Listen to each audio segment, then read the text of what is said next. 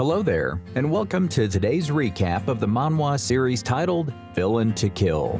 In a nutshell, it's a story based upon a genius character who's actually reborn as a villain but performs activities like saving other people from villains and eliminating those who try to harm the human race. He is still widely known as a villain, and no one has any idea about him being a saint from the inner heart. He continues completing missions assigned to him and increases his level to be the boss of a villain district. He demonstrates new skills and power in every fight, amazing the visitors and his opponents. The manga opens with the age-old conflict between the Child of Day and the Child of Night that sparks a war which continues to rage on, even among humans. It begins with a bank heist led by a notorious villain dressed as a clown. The police are hot on their trail, but Ralph, the villain, is perched on a giant circus ball taunting them all. An officer attempts to shoot Ralph, but he effortlessly dodges and retaliates using his pin shot, ruthlessly taking the officer's life. Suddenly, a school bus speeding down the road pulls up outside the bank, driven by a mysterious masked man who is the robbers' escape plan. Two of the robbers board the bus, holding a young woman and her child hostage. As they are revealed to be the governor's wife and child, the woman desperately pleads with them to release her child. In response, one of the robbers raises a hand to strike her when the masked driver steps in. With a fierce look in his eyes, he demands that they release both hostages immediately. This world is inhabited by individuals with extraordinary abilities that make them superhumans. However, some of these superhumans misuse their powers for personal gain and are known as villains. These villains carry the blood of the Night Child, while those who oppose them and use their abilities to help people are known as the Psychers and carry the blood of the Day's Child. The robber attempts to attack the masked man, but he quickly subdues them and throws one of them out of the bus, just as Ralph attempts to board it. The masked man reveals himself to be an S-rank psyker named Cassian Lee with the power of flames. Ralph trembles in terror, having been defeated by Cassian a year ago, but managed to escape.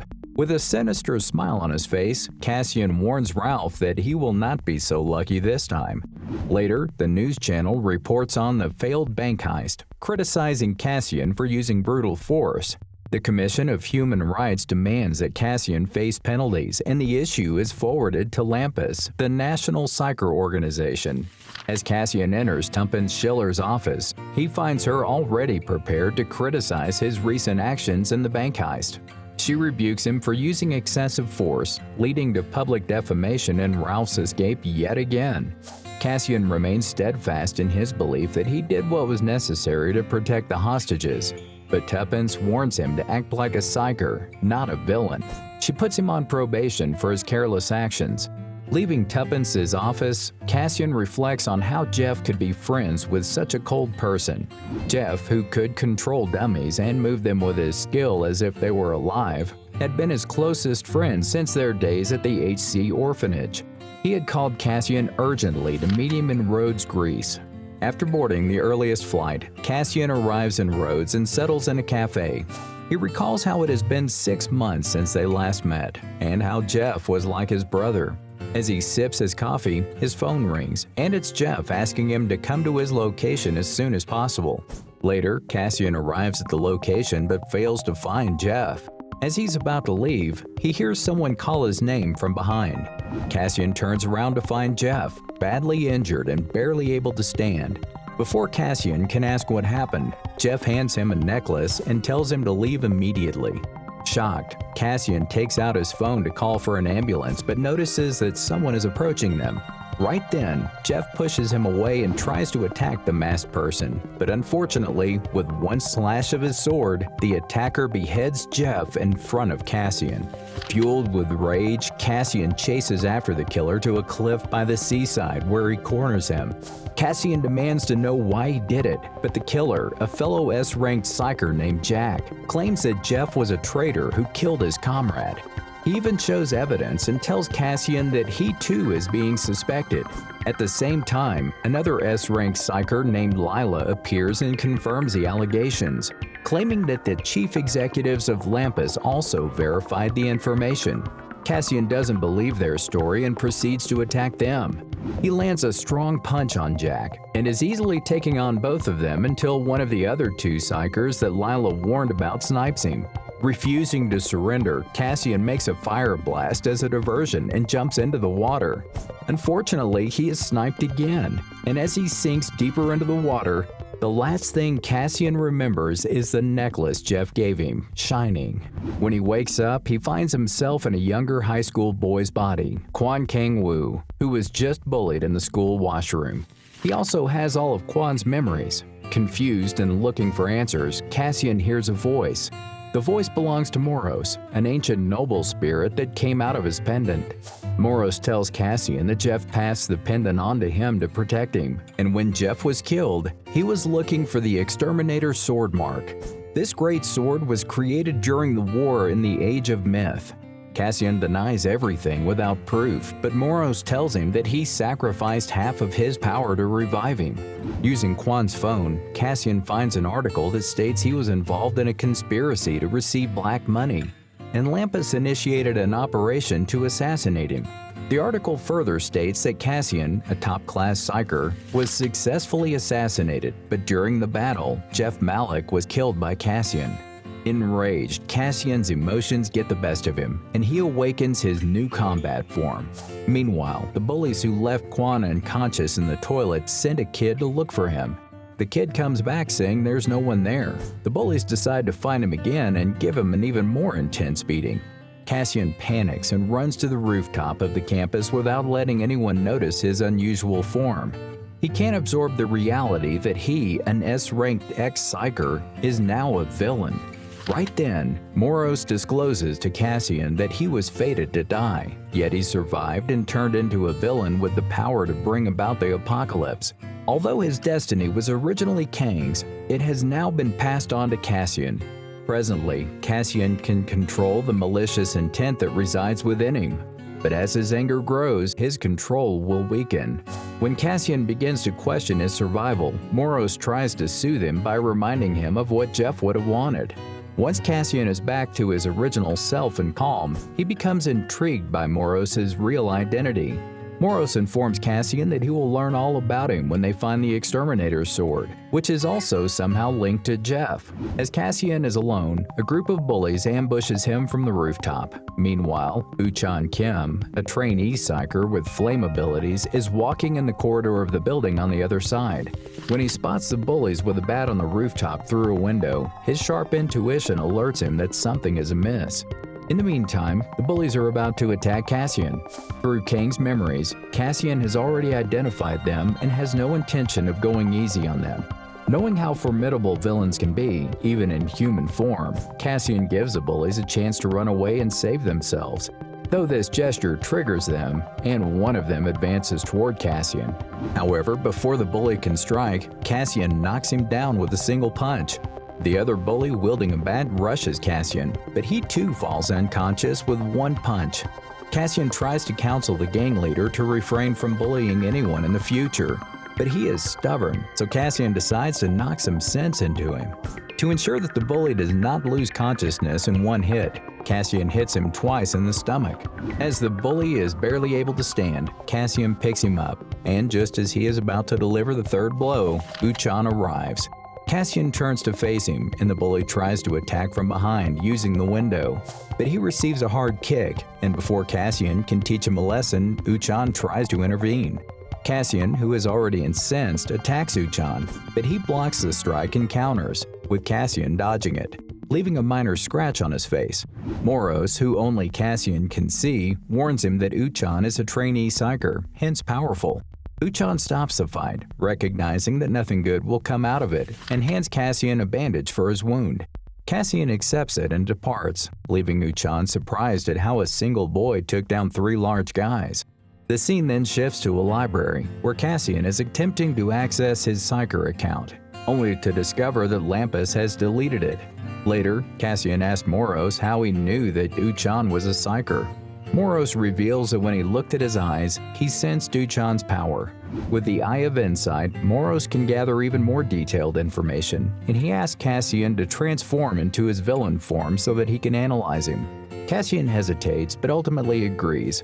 Moros explains that villains cannot control the 5 desires and 7 emotions that every human has. For Cassian, it's his anger that triggers his transformation. As Cassian conjures up memories of Jeff and what Lampus did to him, he transformed into his dangerous yet cool villain form. Meanwhile, Uchan's trainer, Lee Dae-woong, shares information about a villain known as Blaster. He mentions that this villain derives pleasure from blowing things up and has already claimed 102 lives. He was smuggled into Korea yesterday and was spotted in Gadam District today. His close-range combat skills are not very good, but his power of generating bombs makes it difficult to approach him. Hearing this, Uchan is determined to exterminate all villains to create a just society. Back at the lab, Moros finishes analyzing Cassian and discovers that he is a catastrophic class villain with a darkness attribute, skilled in shadow knives and self-healing. Cassian tests out his shadow knife skills and succeeds on his first try, impressing Moros. Moros reminds Cassian that he has the potential to reach catastrophic class, but he needs to train himself to get there. Cassian also learns that he has a hidden skill that he has yet to discover. Later, Cassian heads to Kwan's home, a former villain who was destined for greatness but ultimately sacrificed himself so that Cassian could live. Cassian feels responsible for Kwan's younger sister and decides to check on her. As he walks in, he hears an explosion from behind. It's none other than Blaster, who has appeared and taken a mother and child hostage in a nearby building. Upon hearing an explosion, Cassian rushes to the scene where Blaster, a C-rank villain, has taken hostages and tied them to chairs on a top floor of a building.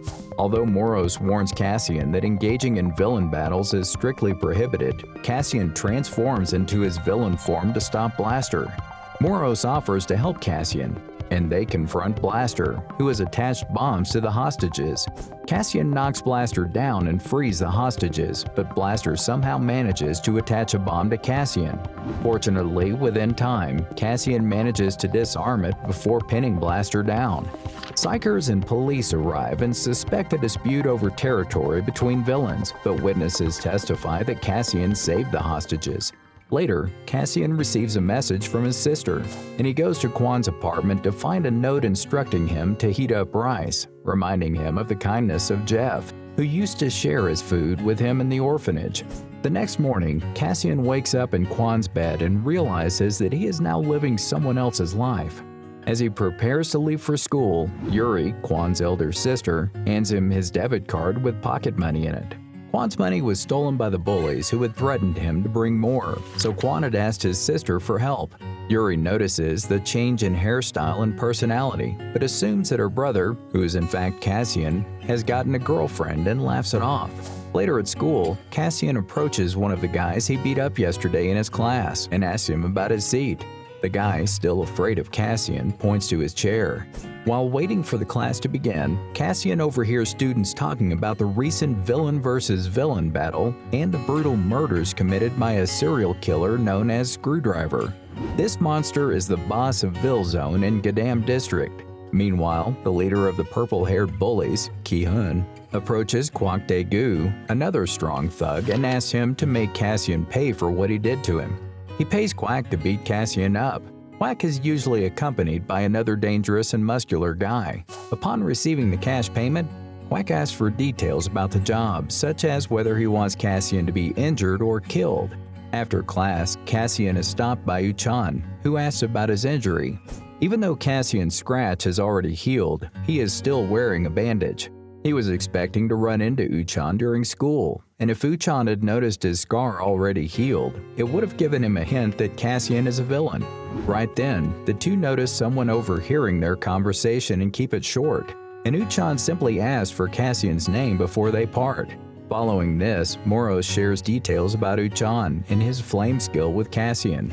He mentions that along with his great looks, Uchan is also a great student who can never turn a blind eye to injustice. In short, he is an ideal guy. It is discovered that Uchan's role model is a man with the same ability as him, S-rank psyker Cassian Lee. Here, we get to know that the stalkers who have been following Cassian are none other than the two guys Cassian beat up yesterday. They communicate with Quack to update him about Cassian's whereabouts. Whenever Cassian enters a secluded place, they plan to settle their debt. Cassian heads towards Villzone, and all 5 of them decide to ambush him there. They lose Cassian in the streets, but Cassian is not afraid of fights. Instead of being ambushed, he decides to surprise them and attack them instead. A villain sitting in front of a monitor and holding a screwdriver observes the guests that have entered his territory through a camera in the street. Cassian stands casually in front of the bullies, glaring at them. Quack gives him 3 seconds to kneel and beg for forgiveness, but Cassian just stands there, looking down on them. This triggers Quack, and he approaches Cassian, bringing his face close to Cassian's. Here, Cassian teaches him a lesson by poking both his eyes and then smashing his head into a wall. The other guy charges toward Cassian with a strong punch, but Cassian dodges it and throws him to the ground with one fierce kick, knocking him out. As Quack gets back on his feet, he takes a Muay Thai stance, a style in which he was the runner-up at the national level high school category. Ki-hun becomes excited, knowing that Quack is skilled in Muay Thai, and believes that their enemy is now finished. The scene then shifts to a past memory of John Klaus, a C-plus rank psyker who is training in boxing at a gym.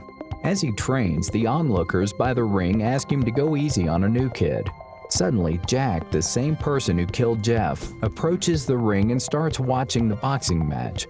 He questions why the boxer isn't even wearing protective gear, and the onlookers assume he is talking about the new kid. However, Jack clarifies that he is referring to John, who is actually the rookie in the ring. John is a graduate of the Psyker Combat Training Agency, and is the youngest to have graduated at the top of his class. The rookie, named Cassian Lee, is a specialist in close combat, and has never lost a one-on-one match. In the present, Cassian defeats Quack with ease and decides to put the bullies in their place. He understands that the strong ones don't bother with him, but the weak do.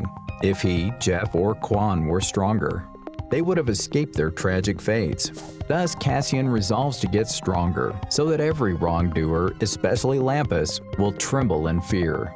The bullies try to find an opening to escape from Cassian, but they are interrupted by an unexpected experience. A B-plus ranked villain with light skill, Screwdriver, has been watching them through the street cameras and now floats above their heads on a screwdriver-shaped device. The villain tries to make his importance known by launching a head-on blast from his screwdriver weapon, but it fails miserably when only a flower emerges. Cassian is unimpressed and simply walks away. Cassian also desires to become stronger and believes that the best way to do so is to fight opponents who pose a life-threatening challenge. Walking away, he asks Moros to use his Eye of Insight on Screwdriver and transforms into his villain form. Screwdriver is still contemplating Cassian's fighting style and how he wasn't shaken even when attacked by him.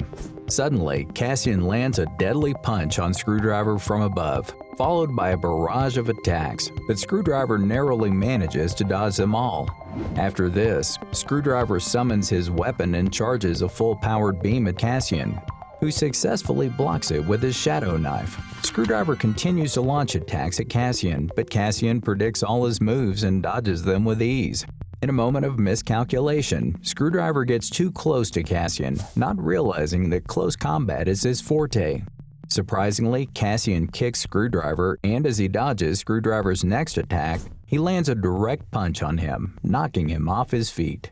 Screwdriver is completely overpowered, but the fight is interrupted when an A-rank villain named Crow appears, along with multiple other villains who also reside in Villzone. Cassian taunts Screwdriver, saying that he called his underlings because he was getting destroyed, but Screwdriver corrects him, saying that he has not been defeated yet. The other villains are surprised that an amateur like Cassian was able to defeat Screwdriver and ask for the reason behind the fight among villains. Cassian reveals that he wanted to fight someone strong, and also because he cannot leave a murderer alive. However, the other villains inform him that it is just a rumor that Screwdriver committed those murders, and he should go find the real murderer. Despite the lack of evidence, Cassian refuses to believe Screwdriver's innocence.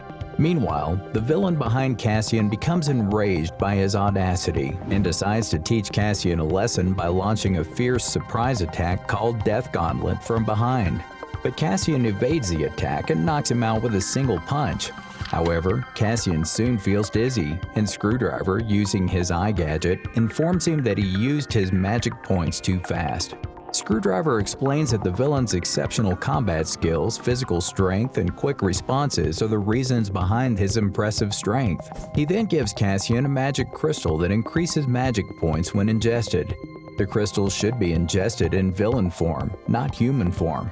Screwdriver proposes a deal to Cassian as he is unable to kill the real culprit behind the murders despite being innocent. The deal involves Cassian using his increased strength to eliminate the villain.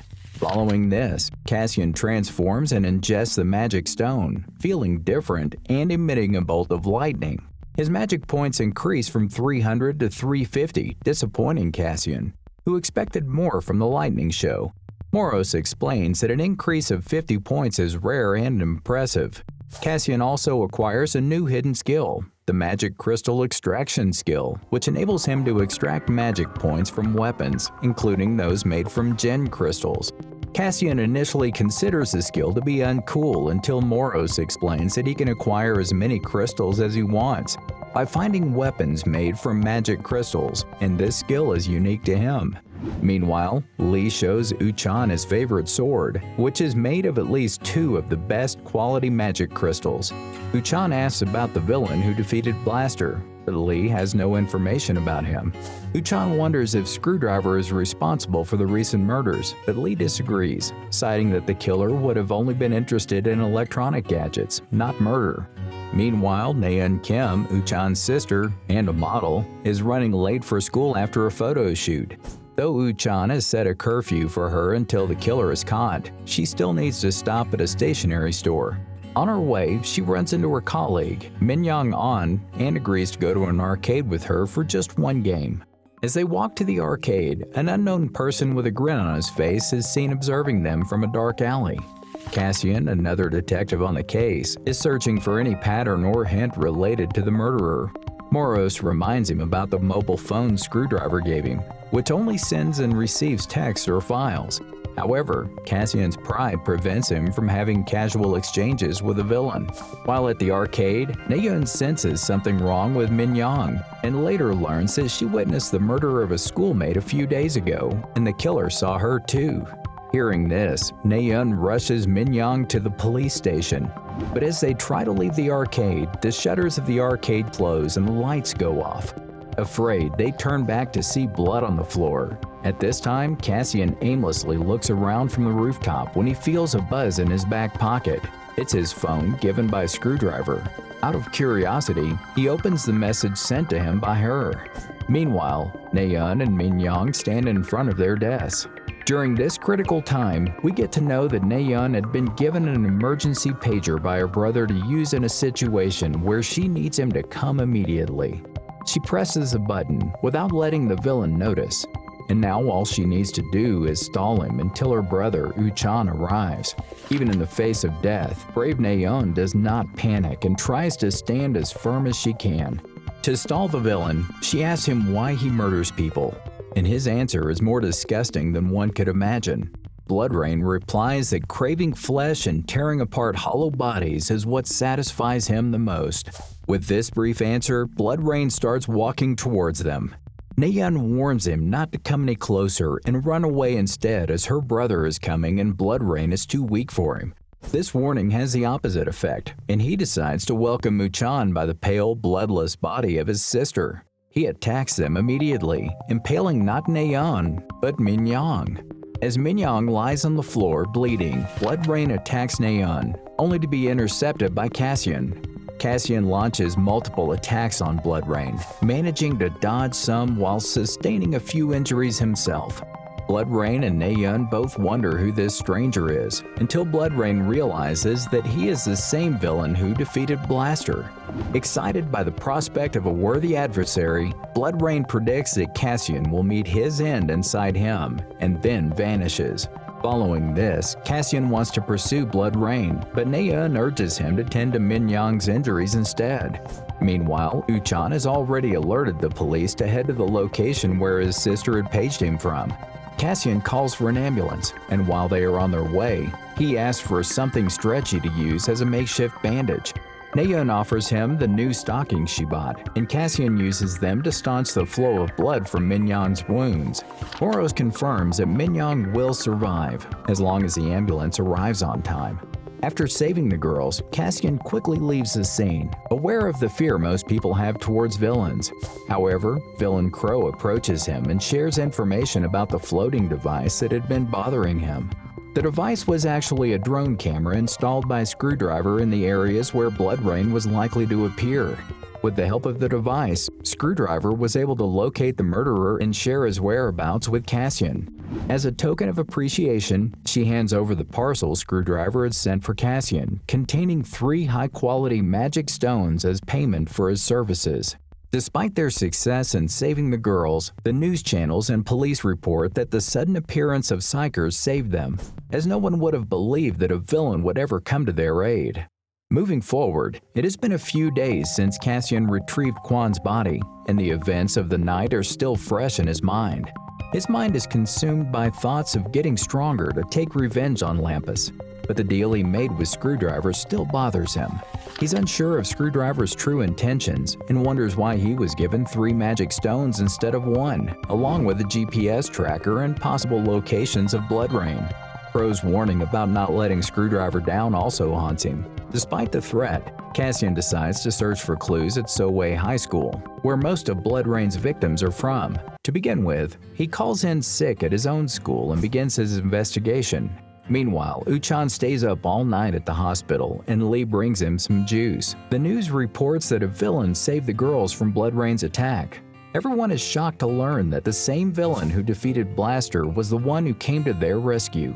While scouting the area, Cassian enters a supermarket and sees a familiar face behind the counter. It's Blood Rain in his human form. Cassian notices a book called The Bride of Corinth on the counter and remembers the phrase, "You shall die in me," which Blood Rain had told him earlier. As Cassian moves to pay for his drink, he and the cashier bump into each other. After this, Cassian leaves the store and follows the cashier, who doesn't seem to be heading towards Soway's school. Cassian is still unsure if the cashier is Blood Rain, but he notices that the cashier's eyes are not ordinary. They are the eyes of a criminal. As Cassian continues his search for Blood Rain, he comes across an old man about to be hit by a car. Without hesitation, Cassian rushes to save him, but in doing so, loses the trail he was following. To ensure he doesn't miss his target again, Cassian transforms into a villain and consumes all 3 magic stones that Crow had given him. The first stone boosts his spell points by 50, but Moros warns him that the increase in points will be inversely proportional to the number of stones he ingests. Nevertheless, Cassian gains 2 new skills, Hidden Shadow and Shadow Movement. Using his Eye of Insight, Cassian discovers that Blood Rain has 1,000 spell points and multiple skills, including Hypnosis. Meanwhile, Blood Rain appears to be at the hospital where Minyoung and Nayeon are being treated. Nayeon tries to find information about her savior from the previous night, but when doctors and male nurses take Minyoung away for tests, Blood Rain suddenly appears, having hypnotized them all.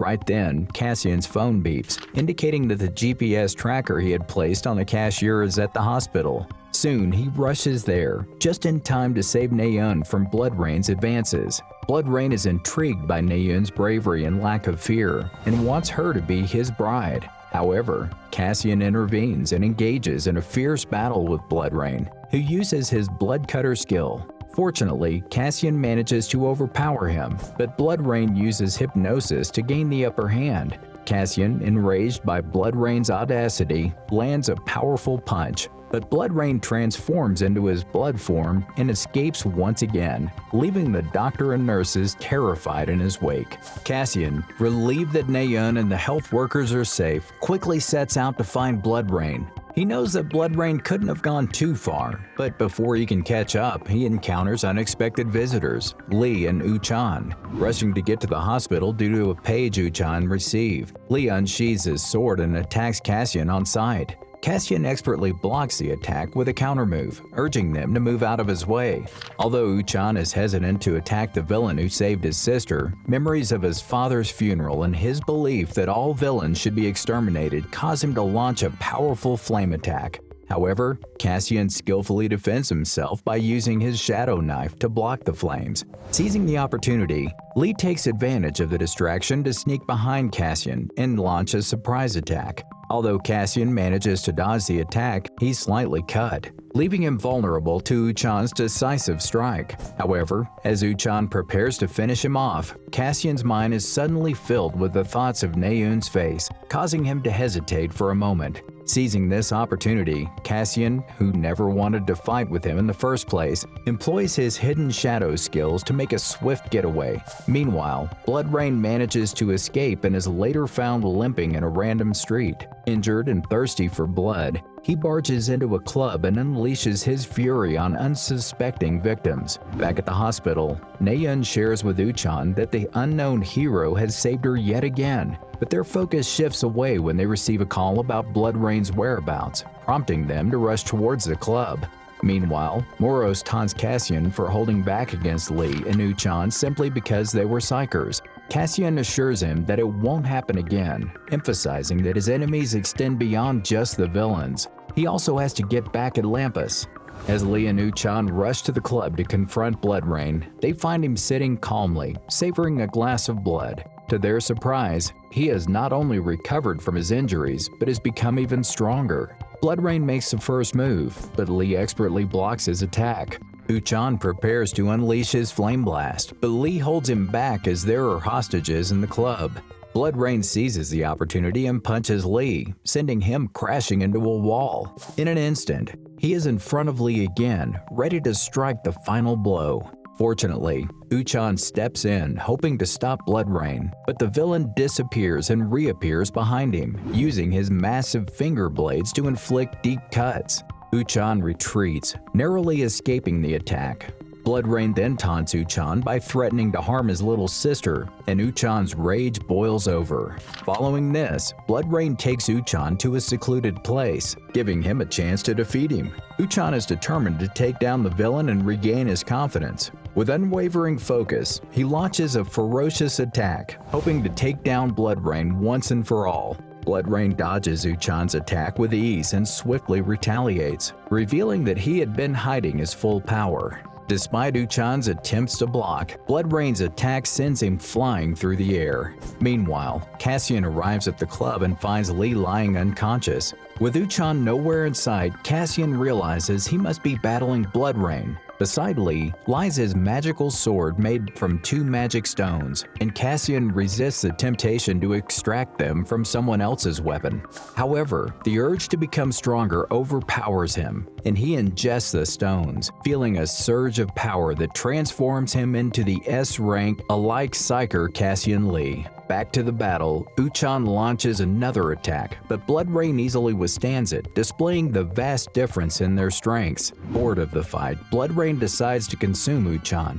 As this happens, a mysterious man and 2 girls watch, waiting for someone to arrive. All of a sudden, Cassian arrives there and interrupts the battle, but Bloodrain has already increased his power by feeding on the clubgoers. He believes that not even an S-rank psyker can defeat him, and unleashes a barrage of deadly blood spears. Cassian blocks the attack, and with Bloodrain's view obstructed, Cassian quickly moves behind him and launches a flurry of unstoppable attacks. Bloodrain is no match for Cassian's skills. Uchan is stunned by Cassian's power, realizing that Cassian was holding back at the hospital. Bloodrain acknowledges Cassian's strength and attempts to flee, but Cassian uses his Shadowbind skill to stop him. Cassian then ignites fire in his hand and repeats the words he used to utter as a psyker. "I will burn you to ash here and now." Bloodrain meets his end.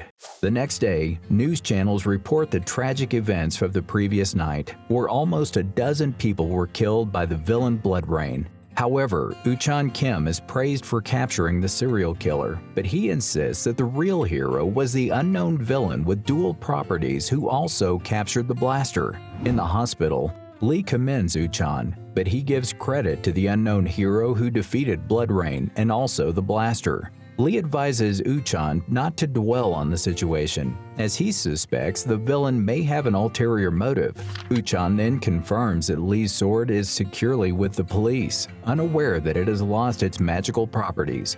At school, Ki-hun and the bullies discuss yesterday's events with Quack. Expressing relief for not being at the club and for avoiding trouble with Uchon, Ki-hun inquires about Dong's whereabouts, the muscular attacker who confronted Cassian. To their surprise, they learn that Dong is hospitalized with an orbital fracture. Ki-hun asks Quack to avenge Cassian, but Quack refuses, still fearful of Cassian's imposing presence. After class, Cassian decides to visit Screwdriver and seek answers about some questions. Meanwhile, 3 guests arrive at Screwdriver's place, the same individuals who watched Cassian defeat Bloodrain the day before. Royal Garnet, an A-ranked villain with the Ore property, and 2 A-rank female villains with Poison and Wind properties, had come to see Cassian at Screwdriver's request. Royal Garnet highly praises Cassian, calling him a black diamond, a rare and exceptional compliment. Royal Garnet divulges that Screwdriver had deliberately sent him to observe Cassian, knowing that Cassian is a dual ability user. Screwdriver and Royal Garnet are taken aback by Cassian's possession of 2 abilities, a feat that has been unheard of since the Age of Myth. Vilzone's purpose is to establish a neutral zone where psychers and villains don't fight, but Cassian's unique abilities capture their attention. Next, Cassian arrives at Vilzone and meets Screwdriver at Heaven Pub, where Screwdriver rewards him with 2 magic stones for his latest job. Screwdriver queries Cassian's magic points, suspecting he may have obtained a Gen Stone, but Cassian denies it. Cassian then inquires about the source of the magic stones, and the bartender reveals that he sells them to Screwdriver. Later it is revealed that the man behind the counter at the pub is Yu Che-ha, a rank A outer with property skills who operates independently of Lampus. He resides in Gadamville Zone and is also the owner of the pub. Interestingly, he happens to be Screwdriver's brother. Cassian is intrigued by the fact that an outer resides with villains, but is more interested in buying magic stones from Che-ha. However, Che-ha has a condition. Cassian must become a member of Vilzone by passing a test. Although Cassian is hesitant to work under Screwdriver, Screwdriver informs him that he could become the boss depending on the test results, as he is considering leaving the position. Cassian learns about the perks of being the boss, including total authority, strong subordinates, access to a personal training room, and a generous salary, and decides to take the test. Meanwhile, a B+ rank villain named Double Blade informs Black Hand that the villain who had previously knocked him out with 1 hit is at the pub with Screwdriver. Despite Screwdriver's strict rule against fighting in the pub, Black Hand is determined to break this rule and regain the lost dignity. During a tour of Vilzone, Screwdriver introduces Cassian to different villains such as Dirt Dog and Cleaner, who have unique traits. Cassian realizes that these villains are quite different from the ones he encountered when he was a psyker. Screwdriver shares his reason for asking Cassian to get rid of Bloodrain. There is a traitor among them who wants to destroy Vilzone. As Cassian has no links with anyone in Vilzone, he is Screwdriver's best bet. He asks Cassian to join Vilzone to help him uncover the traitor's identity. Yuri receives a call from the hotel owner, informing her that her hard work and efficient job have caught the attention of the hotel's head office in the United States. They have offered her a chance to work there, with all travel expenses and accommodations paid for by the company. Yuri is excited about this opportunity, but realizes she cannot leave her brother Quan alone. Meanwhile, Cassian is still in Vilzone, contemplating Screwdriver's request when he is ambushed by Black Hand, Crush, and Double Blade. Before they can attack, they are stopped by Juak, a B-ranked villain who reminds them of the rules against ganging up on someone. However, Black Hand ignores the rules, claiming that they only apply to the Vilzone family. Pro, who is watching from above, predicts that Cassian will soon be in trouble. Next, when Cassian returns home, he cannot find Yuri, but notices the offer letter on the floor. He's about to open it when Yuri arrives and snatches it from his hand. Initially, she declines the opportunity, not wanting to leave her brother behind, but Cassian, as Quan, encourages her to take the chance. He assures her that he can take care of himself. The following day, Cassian is training hard for the upcoming test in 10 days, which consists of one-on-one battles. His first opponent will be Juak. While training, he does not notice 2 girls watching him, who turn out to be the ones with Royal Garnet. Cassian realizes he needs to improve his group combat skills as he excels in one-on-one fights. On the day of the test, Cassian's first opponent is Juak, known for her excellent defense and one-on-one combat skills. Cassian knows that losing the fight will mean he cannot challenge Screwdriver again. Despite this, Cassian wins the fight with a single kick to Jawok's face, shocking everyone. In the second round, Cassian's opponent is Red-Eye, the best sniper in Vilzone. Red-Eye tries to corner Cassian with her arrows, but Cassian outwits her by disappearing and attacking her from behind. Cassian wins the fight, and Red-Eye hands him a DSP, a device used by villains to suppress their desires.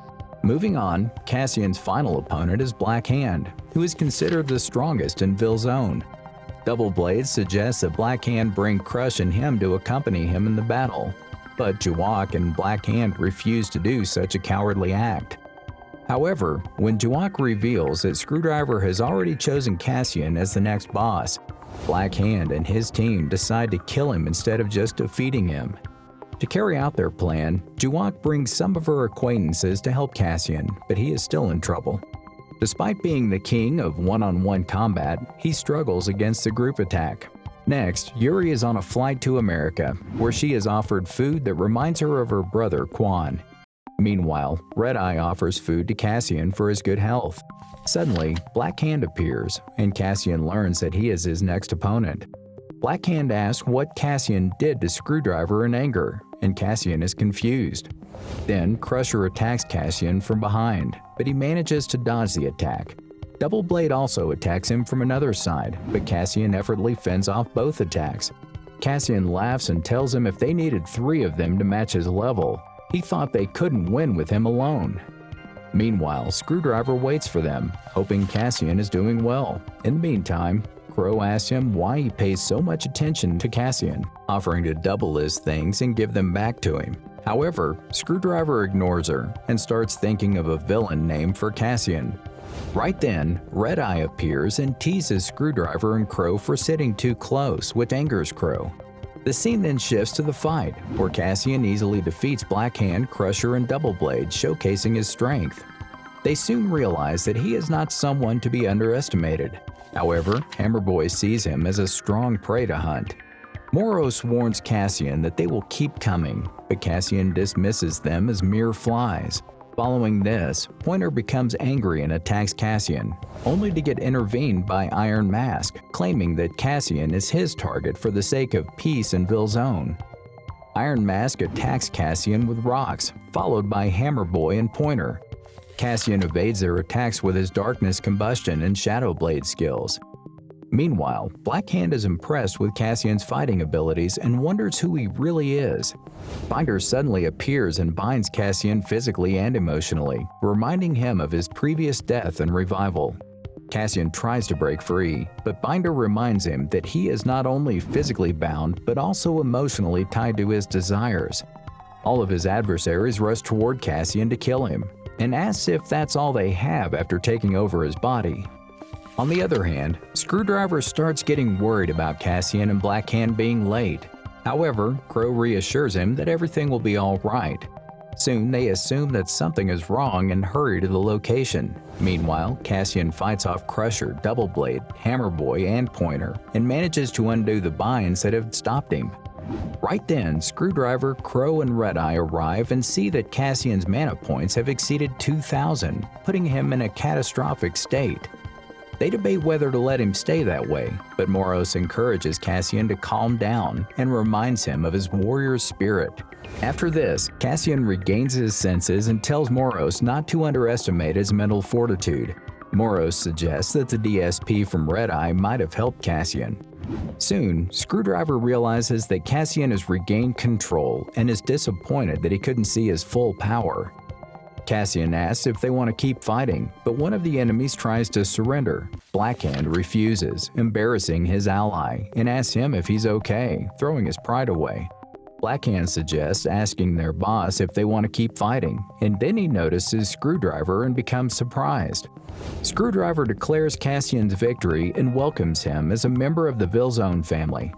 Cassian falls into Screwdriver's arms as he is dizzy. Next, we see Yuri arriving at her destination and being greeted by her senior manager, Sean. He kindly offers to accompany her to the lodging, and during their walk, she inquires about the hotel manager's personality. Sean describes the manager as a charming individual who is passionate about his work, but also informs her that he will be away on a business trip for the next 10 days. Grateful for the information, Yuri decides to take charge of the situation on her own from that point forward. The narrative then shifts to a younger Cassian, reminiscing about his past at an orphanage where he shared his aspirations of becoming a psyker with his friend, Jeff. However, Jeff cautions Cassian that not all psychers may be fighting on the side of justice, and advises him to focus on doing what is truly righteous rather than merely what he thinks is right.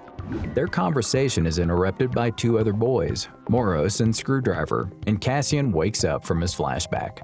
On the other hand, Sunbei is in a dimly lit room at Lampus, where he discovers that the magical stones of his swords are missing. Fuming with anger, he suspects Cassian to be the culprit.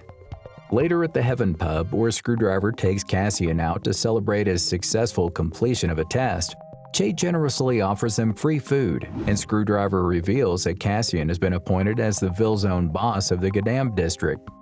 Although surprised, Cassian questions if he will merely be a puppet boss, but Screwdriver assures him of his strength and charisma, bestowing him with the villain name of the top-class psyker who no longer exists, which is Cassian, and urging him to embrace his new role as boss. In this scene, Cassian and Moros find themselves on a rooftop where Cassian reveals his motives for joining Villezone, to gain power and allies, and ultimately achieve his revenge. Moros suggests that they could also search for the Exterminator's sword, which will make it easier for the revenge. Meanwhile, at the school, the students are buzzing with talk about Cassian, the newly appointed Villezone boss, and his potential conflict with Naeun's brother, Kim, along with his newly acquired dual attributes. In another setting, the Black Hand, Crusher, and Iron Man are in a heated debate about the origin of Cassian's name and his prowess as a psyker. Despite the chatter around him, Cassian feels refreshed and claims that his training has transformed his body. However, his moment of relaxation is short-lived as Screwdriver interrupts with news of an escaped prisoner from the punishment room. Elsewhere in the Baksun Villezone district, a woman scolds two individuals who barely survived a brutal encounter, vowing to take over the Gadam district in a week. Meanwhile, Cassian, unperturbed by the sight of a passing airplane, tells Moros he isn't concerned about his older sister. With newfound confidence in his position as the Villezone boss, Cassian believes he can amass more power and reliable allies. In the Gadam district, Cassian and Screwdriver engage in a discussion about the local residents, including the villains and homeless people. The topic shifts to Juwok and Pointer, the escapees who were rumored to be heading towards the Baksun district Villezone. Screwdriver reveals that Baksun is an enemy district and their boss, Barracuda, is an aggressive and violent S-ranked villain who heavily relies on his Barracuda canines, which contain a genuine magic crystal. However, Screwdriver assures Cassian that they possess a secret weapon, but they cannot attack Baksun without a valid reason. Later, Cassian leaves for his studies, and the scene shifts to a restaurant where Kim and his friend, Seo, engage in a conversation. Seo inquires about Kim's future plans after graduation, whether he wants to become an active psyker or attend university. Kim admits that he aims to become a top-class psyker to seek revenge, but he doesn't want to follow in his father's footsteps. Seo encourages him, stating that he is viewed as a role model by many students, particularly after catching Blood Rain. Kim receives a call from his little sister and invites Seo to join him. Meanwhile, at Baksun District Villezone, Barracuda denies being the boss to a person in the punishment room. He reminds the person that Screwdriver is, in fact, the boss of their Villezone and tells him that he will receive some newbies to fight when he reaches the Gadam district. In this scene, the story focuses on a meeting between Min Young and Naeun at a local bookstore. Naeun reveals to Min Young that she had recently changed her phone number in order to distance herself from a traumatic incident. As a gesture of kindness, Min Young decides to give Naeun a gift. The two girls then look for a cookbook, but their search is interrupted when Cassian takes the last copy of the book they were looking for. However, Cassian notices their disappointment and decides to give them the book. Meanwhile, the bullying guys who previously tormented Naeun and her friends are feeling bored and are approached by Toy Maker, who gives them a toy and insists that they have fun with it. Later, Kim and Seo arrive at the bookstore, and Naeun hands Kim the gift that Min Young had bought for her. They catch up on things, and Cassian learns that the book he wants is currently out of stock. Suddenly, the peaceful atmosphere in the bookstore is shattered when unknown people attack, sending everyone into chaos. Next, Screwdriver is watching a news report about monsters emerging from gift boxes and wreaking havoc in the city. The police suspect it to be a villain's terror attack, but Crow believes it to be the work of a former adversary who ran away from him 3 years ago. Meanwhile, at a local bookstore, people wearing gift boxes are destroying everything in sight and attacking innocent civilians. Seo and Kim try to fight off the attackers, but they are preoccupied when a dummy attacks Naeun and Min Young. Thankfully, Cassian steps in and fights off the dummy, demonstrating his impressive skills. Kim insists that the villains must be eradicated, but Cassian suggests that they should not jump to conclusions and consider the possibility that the villains are being controlled or manipulated. As psychers, they must ensure the safety of all civilians, even if they are hostages. Seo agrees with Cassian's suggestion to keep a cool head and use their powers reasonably. Seo then uses his powers to restore the dummy to its original form, proving Cassian's point. The scene then shifts to the toy maker, who is enjoying the rampage he started. He realizes that one of his dummies has been defeated and vows to teach the culprits a lesson. However, just as he's about to leave, Screwdriver appears and warns him that he's already given him a warning and that he won't tolerate any further disobedience. The toy maker responds by threatening to rip out Screwdriver's eyes, but the boss remains unfazed and warns him to stay out of trouble. In the Boxon-ville zone, the villains discuss the chaos caused by the toy maker in Gadam district, and Barracuda plans to take over the area. Rockhand, the villain executive of Southern District, wonders if they can just barge in, while Ice Demon wants to freeze everything. Smoker asks to take on Raven to taste some chicken, and Black Ghost chooses Cassian. Barracuda agrees, confirming that Cassian is the new boss, and Black Ghost approves. Meanwhile, Kim and Seo are trying to save hostages in the chaos created by the toy maker's gifts. Kim is eager to go after the villain, but Seo urges him to wait for backup. Kim insists that they need to move quickly before the toy maker goes out of control. Seo asks if Kim knows the person behind the attack, and Kim reveals that it's the madman toy maker, who would do anything in the name of pleasure. Right then, Cassian receives a message from Screwdriver about the toy maker's attack, warning him that the villain may be nearby. He tells Moros that he needs to slip away from many eyes, but Naeun and Min Young persuade him not to go alone and to come with them. Cassian knows it will be difficult to shake them off, but he agrees to let them join him. Suddenly, the toy maker attacks Naeun and Min Young, but Cassian saves him. The toy maker accuses them of meddling with his toys and tries to attack them, but Cassian distracts him, allowing the others to fight him off. Next, Toy Maker again appears in front of them and unleashes his other toys, claiming to have more fun. In the meantime, Jason and Daewon Lee leave their psycher office and head towards the location, hoping to minimize the casualties and stop Toy Maker from creating havoc. Moving on, Cassian yells at Seo to go and help his friend Kim from getting rid of the sticky toys that the Toy Maker threw on him. Seo does the same and, using his abilities, frees his friend from the capture of the toys. While the battle is still going on, Screwdriver can be seen standing on the top of a building and is ready to stop the chaos. The next scene opens up with an interview of Ham,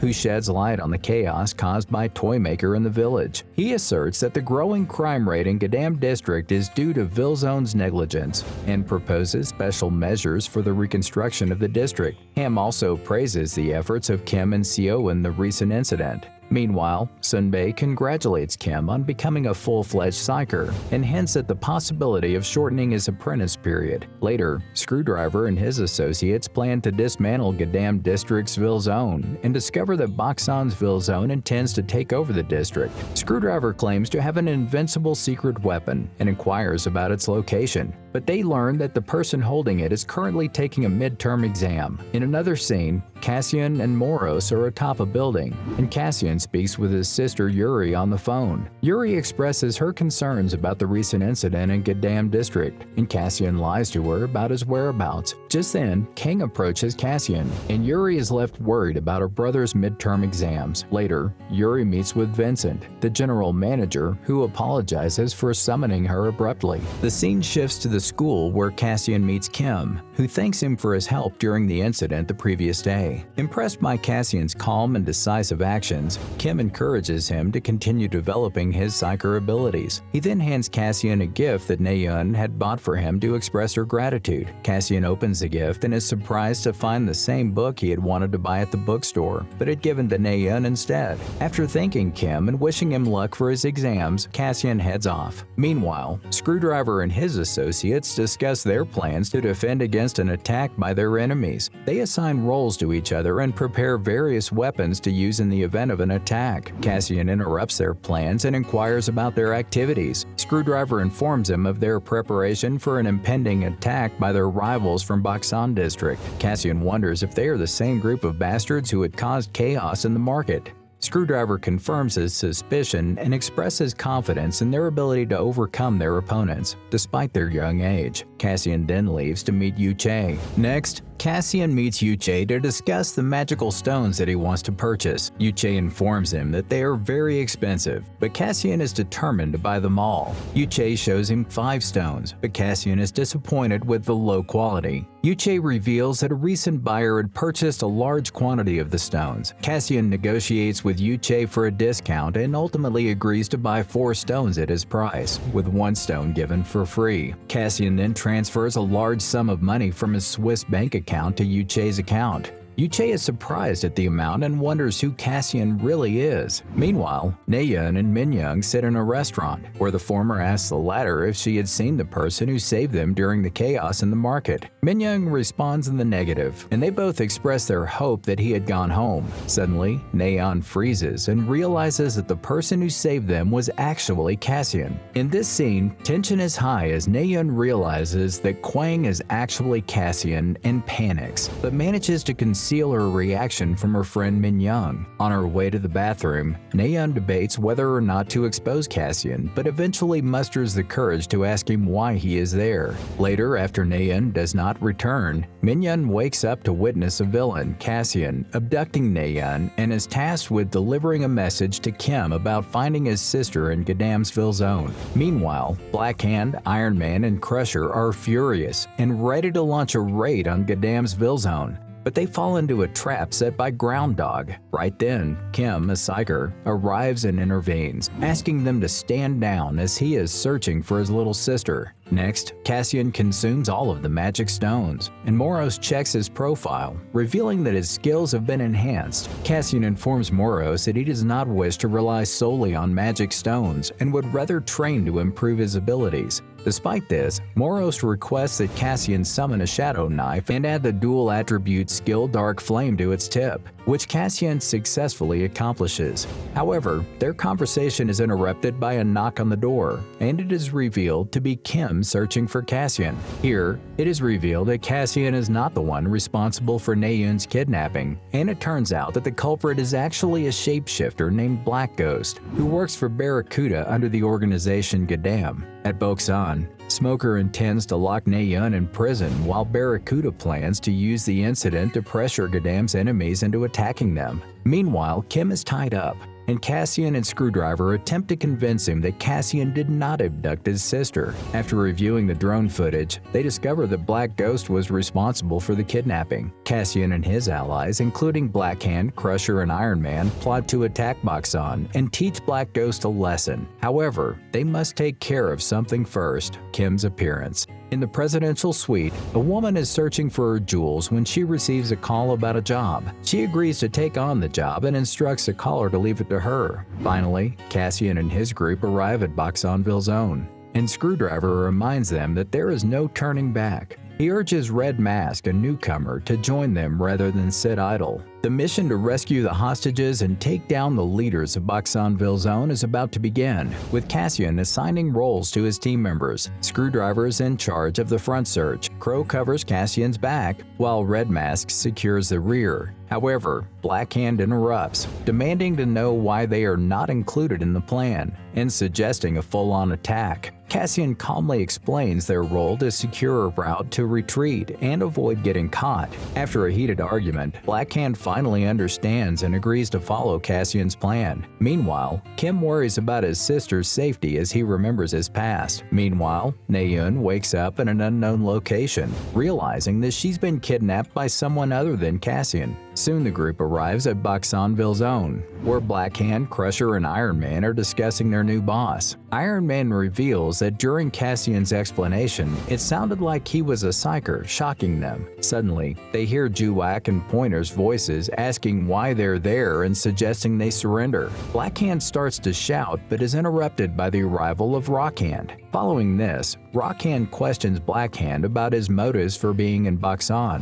While Juwak assumes that they might be there to surrender, Black Hand, quick to anger, asserts that they have come to take over Boxon. Iron Man tries to intervene, but it's too late, and Rockhand attacks him, challenging them to prove their strength against his rock-hard exterior. Black Hand boldly declares that his steel fists are mightier than rocks. Meanwhile, Barracuda dreams of Screwdriver, who warns him about his dangerous desire to merge all the Vil zones and become more potent than Psychers. Despite Screwdriver's warning, Barracuda insists that he wants to be free and not rely on anyone, leading to an argument between the two. Lens Girl interrupts Barracuda's thoughts, reporting that she found 3 B-rank bastards from Gadam on the outskirts of the Vil Zone, including Rockhand. Barracuda tells her to look elsewhere, as he claims to know all of Screwdriver's tricks and is confident in his ability to handle them. He even boasts that he can defeat all of the Vil Zone, including Screwdriver if they fight him. As Cassian arrives, Screwdriver gives him a sub-miniature drone to check the building's occupants. Smoker soon discovers them and confronts Crow and Driver. Despite Smoker's interference, Crow encourages Cassian to proceed with their plan.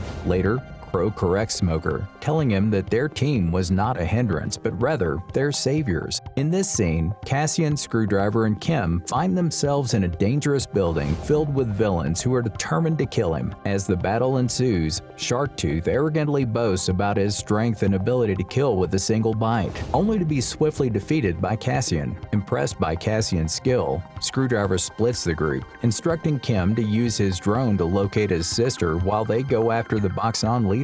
Admiring Kim's love for his sibling, Screwdriver stays back to hold off the villains while Cassian moves ahead, trusting Screwdriver to take care of the smaller prey and wait for Crow's arrival. Meanwhile, Smoker is engaged in a battle with Crow, who effortlessly dodges her death breath attack. Smoker warns her that her attack could be deadly and urges her to take the fight seriously. In response, Crow attacks Smoker, claiming that she has nothing more to show off. However, Smoker surprises her with a powerful attack that could stop her blood flow and burn her lungs. Unfazed, Crow skillfully breaks a treasure that she obtained from Driver, impressing Smoker and revealing their awakened state. Crow informs Smoker that she will now be judged by the way of the Crow. In the next scene, tension builds as Red Mask encounters Ice Demon on the second floor of Boxon's building. Ice Demon seems to recognize Red Mask and taunts him, provoking him into a fight. Red Mask, known for his quick anger, is enraged and eagerly prepares to face Ice Demon in battle. Meanwhile, Cassian reaches the 12th floor of the building and encounters a masked man known as Black Ghost.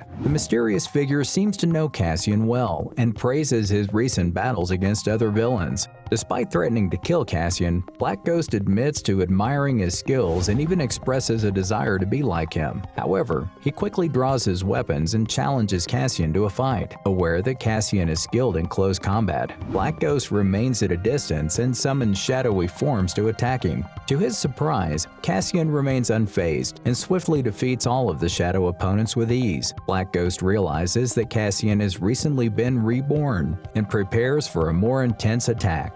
Back in the basement, Red Mask and Ice Demon continue to fight. As the battle heats up, Ice Demon reveals that he enjoys freezing people and making them beg for their lives. Inadvertently, Red Mask expresses his disdain for villains, inadvertently revealing himself as a psyker to Ice Demon. However, when Ice Demon questions his villainy, Red Mask fiercely defends himself, claiming to be one of the toughest villains of Gadam. As they fight, Red Mask remembers Cassian's advice to make quick moves and not give the opponent a chance to recover. With a sudden burst of clarity, Red Mask attacks Ice Demon with full force, catching him off guard. Ice Demon is surprised by the sudden change of Red Mask's demeanor and begins to wonder if he's been hiding his true powers all along. Amidst the intense fight between Red Mask and Iceman, the latter suddenly gains control over Red Mask and freezes his arms, leaving him helpless. Meanwhile, Naeun, who is being held captive in a cage, overhears a voice outside and quickly calls for help. Red Mask, upon hearing his sister's plea,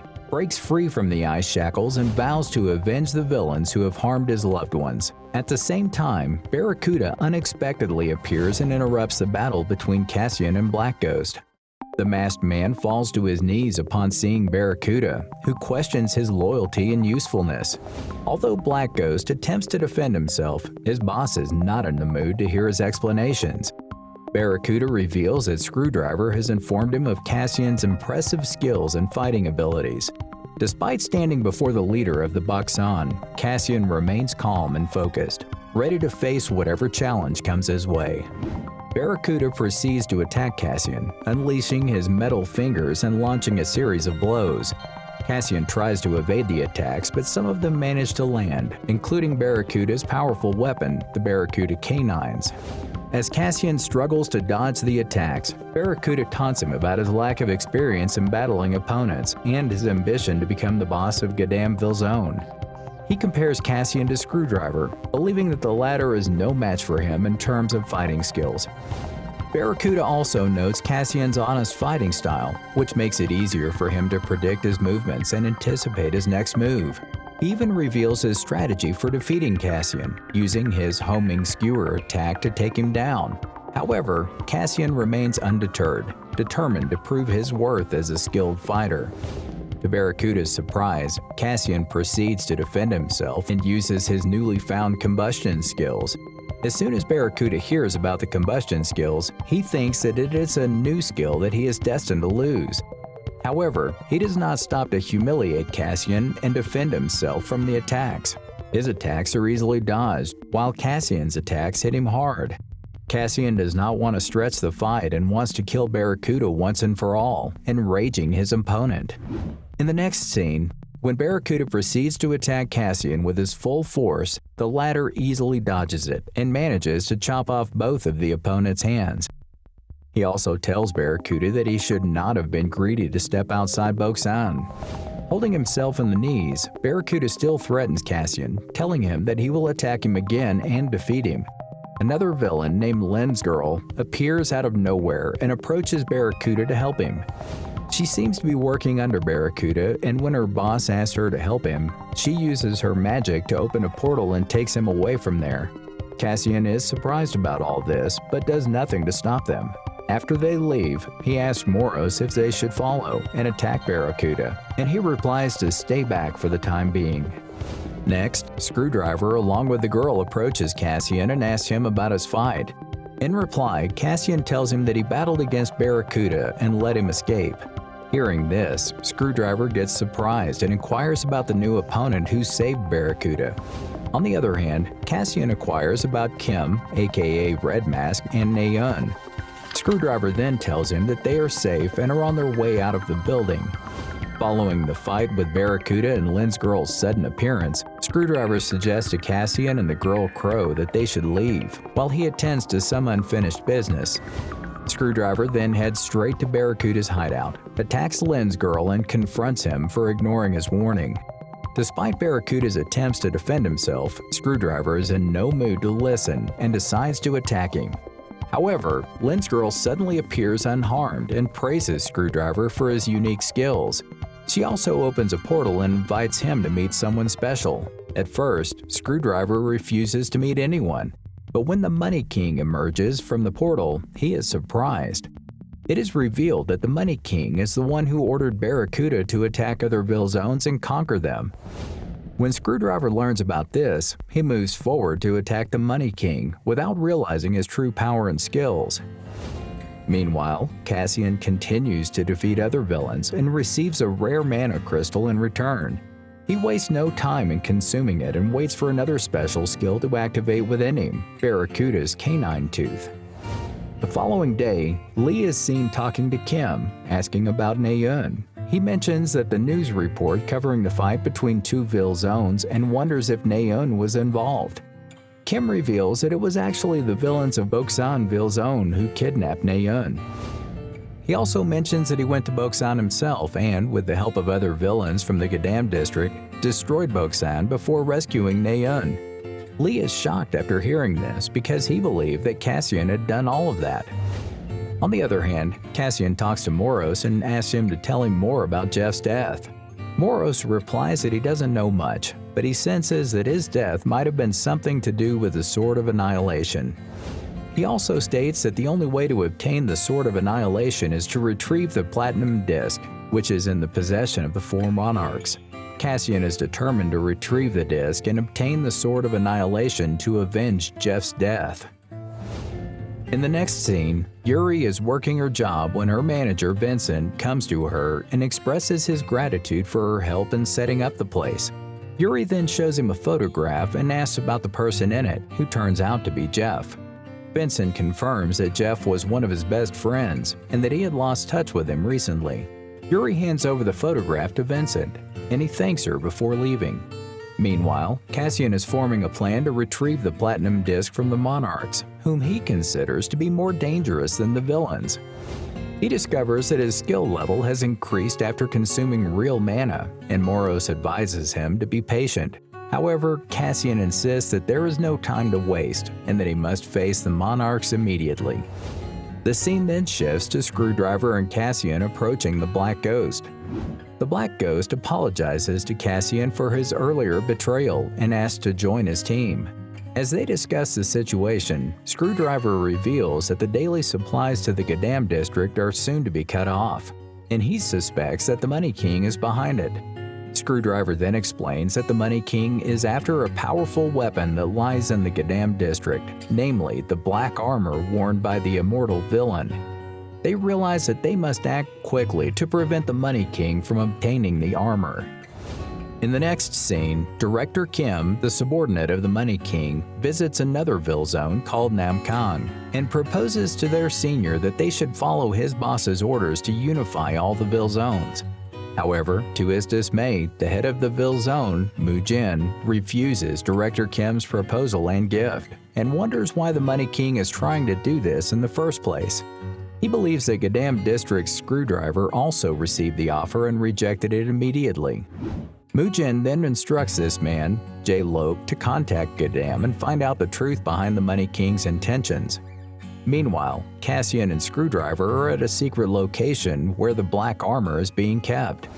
The latter warns Cassian that the black armor can speak like a person and tells him to be careful. Cassian is surprised when the armor calls him towards it and tells him that they can create havoc if combined together. However, when the armor states that it will control Cassian's movements and thoughts, he stops for a moment to think. To his surprise, the armor becomes shocked when Cassian starts moving on his own and asks him who he is.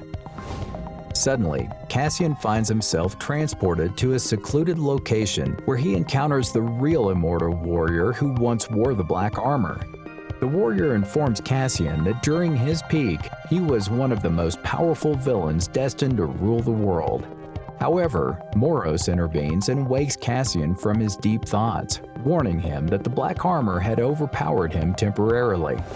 Cassian looks ahead and sees the black armor lying on the floor. Ignoring Moros' warning, Cassian picks it up, and the magic crystal's extraction begins. Later, Cassian emerges from the chamber and tells Screwdriver to do whatever he wants with the armor. Screwdriver is amazed to see that Cassian's points have increased significantly. Next, when Crow and Red Eye are practicing archery, Royal Garnet and his subordinates arrive there to meet Screwdriver. All of them sit for an emergency meeting and talk about the Money King's actual plan. Garnet then informs Screwdriver that one of the Money King's men visited Mujin and that he wants to talk to him. Screwdriver then wonders about the motivation of a meeting between Cassian and Mujin. Meanwhile, Cassian is wondering about his findings from the legendary weapon, the black armor. He believes that extracting crystals from the weapon was a good decision, as his all-around skills have increased because of it. With new skills and power added to his body, Cassian feels all around a sensation to fight a tough opponent to try out his newly acquired skills. At Lapis Branch, Kim is practicing hard, while remembering how Cassian told him to level himself up and keep improving his skills. On the other hand, Lee is in a meeting with the A+ ranked psyker Jason, discussing about someone trying to manipulate different Vil zones. Jason then tells Kim that the one doing all of this is the Money King, who wants to take control over all of the Vil zones. Hearing this, Kim mentions that Cassian and Mujin can fight against him and protect the area from getting overpowered. On top of that, Jason asks Kim to find a case to intervene in the Vil zones and protect the citizens from getting harmed. Next, the Black Hand is sitting alone and wondering how he can get stronger. Crush and Double Blade have arrived there and tease him for having a crush on Crow. Right then, the tension is palpable as the group of villains in Lapis Branch are faced with the unexpected arrival of J-Rob and Marsh, two A-ranked villains from the Namkang district, along with their leader Mujin. Black Hand, Crush, and Double Blade are surprised and agitated at the unexpected visit and their hostile tone. J-Rob taunts them and belittles their abilities, but his condescending attitude backfires when Black Hand, unable to contain his anger, lunges forward to attack him. However, J-Rob proves to be a formidable opponent, quickly stopping Black Hand's attack and even breaking his joint with ease. Crush and Double Blade also jump into the fray, but are quickly subdued by Marsh's Marshmallow Bomb. As the situation escalates, Screwdriver, Crow, and Cassian arrive at the scene to put an end to the brawl. When Mujin sees Cassian, he mocks him, belittling his skills and challenging him to a fight.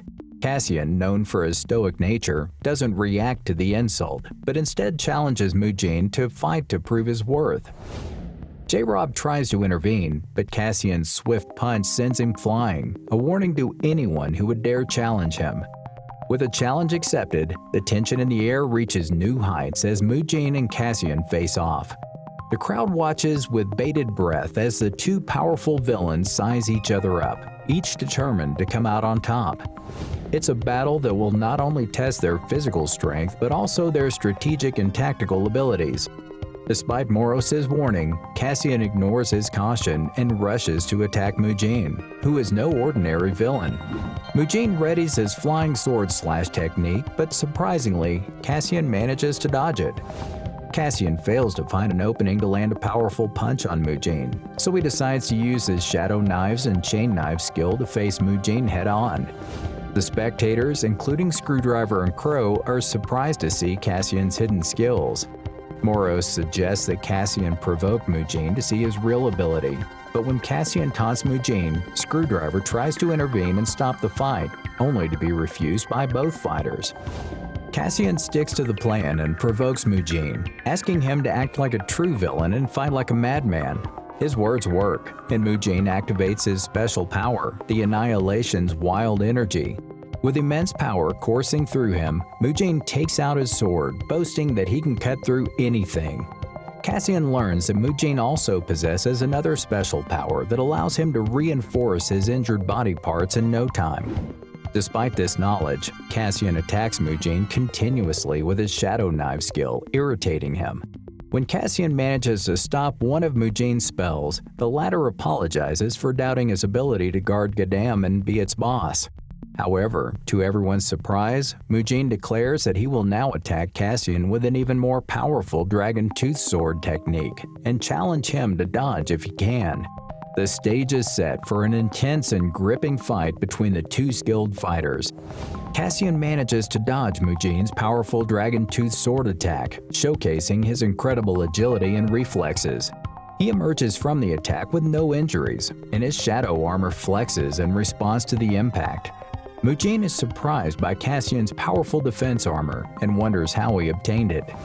Emboldened by his successful defense, Cassian challenges Mujin to face his attack, but before he can do so, Screwdriver intervenes and urges both fighters to stop.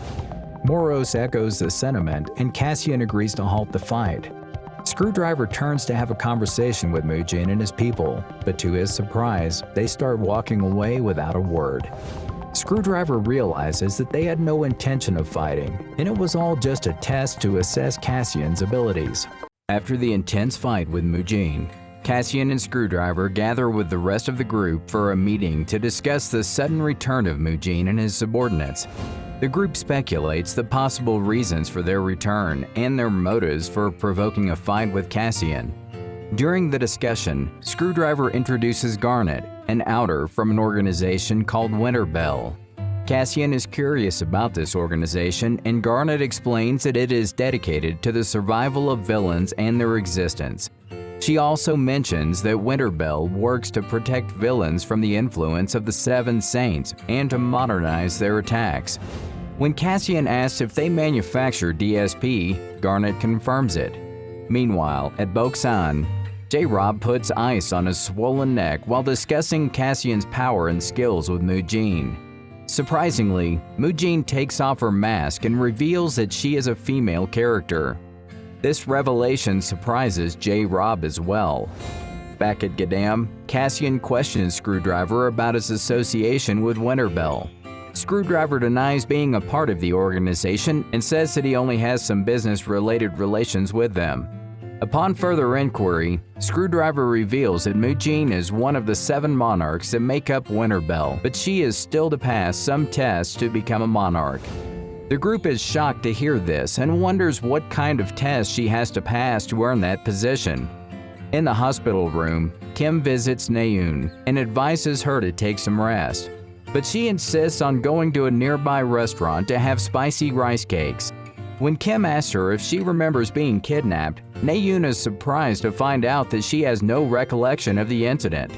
In another scene, Cassian and Moros discuss the 7 monarchs and come up with a plan to help Mujin pass all the required tests and become a monarch.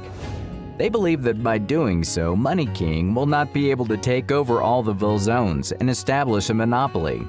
Meanwhile, Mujin attends a meeting with other villains from her district and devises a strategy to pass the final test and save her Vilzone from being encroached by Money King. While discussing the last coffin test, she realizes the need for Cassian's help, as he is the only one with shadow skills and can move between spaces freely. Mujin contemplates seeking Cassian's assistance, but wonders if he will accept her proposal. At the same time, Moros is contemplating his own plans to join Mujin and become a monarch himself.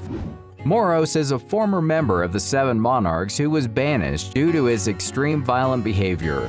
Cassian becomes suspicious of Moros' intentions and warns him about the consequences of his evil plans. Meanwhile, Black Hand, Crush, and Double Blade attempt to meet with Cassian in person, but are blocked by Black Ghost. Black Ghost belittles them and tells them that they are not skilled enough to meet with Cassian. Cassian arrives on the scene and hears their request to become stronger. Recognizing an opportunity to strengthen his allies against Money King, Cassian assigns them a week-long regimen of push-ups, chin-ups, and squats. Cassian also tasks Black Ghost with keeping an eye on them. Suddenly, Screwdriver arrives and urgently takes Cassian to a meeting room. There, Screwdriver reveals that Mujin is interested in working with Cassian and hands him information about the Platinum Disc. Cassian demands more information about the disc before agreeing to work with Mujin. Cassian and Moros then have a conversation about Mujin's proposal. Cassian is initially skeptical but decides to help Mujin pass her tests and become a monarch. The next day, Cassian observes the intense training of his group and realizes that dedication and persistence can lead to great strength and success in life. He contemplates making the entire Gadam district stronger and self-sufficient through their training. As Cassian ponders his plans, he notices someone watching him from a nearby window. The stranger beckons him upstairs, and when Cassian meets him, he realizes that the man is Blinding Darkness, a vassal who works for Winterbell. Blinding Darkness speaks rudely, enraging Cassian and provoking him into a confrontation. It is revealed that Blinding Darkness has gathered information about Cassian when he visited a pub in the Vilzone. The boss of Gadam Vilzone becomes angry with Blinding Darkness's words and attacks him. Blinding Darkness reveals that she possesses the attribute of light, which is the opposite of Cassian's shadow attribute. Cassian, however, doesn't care and delivers a powerful blow, knocking blinding darkness to the ground. But to his surprise, she reveals herself as an S-rank villain and remains uninjured. Cassian prepares for another attack, but blinding darkness is defeated when Cassian blocks all of her moves.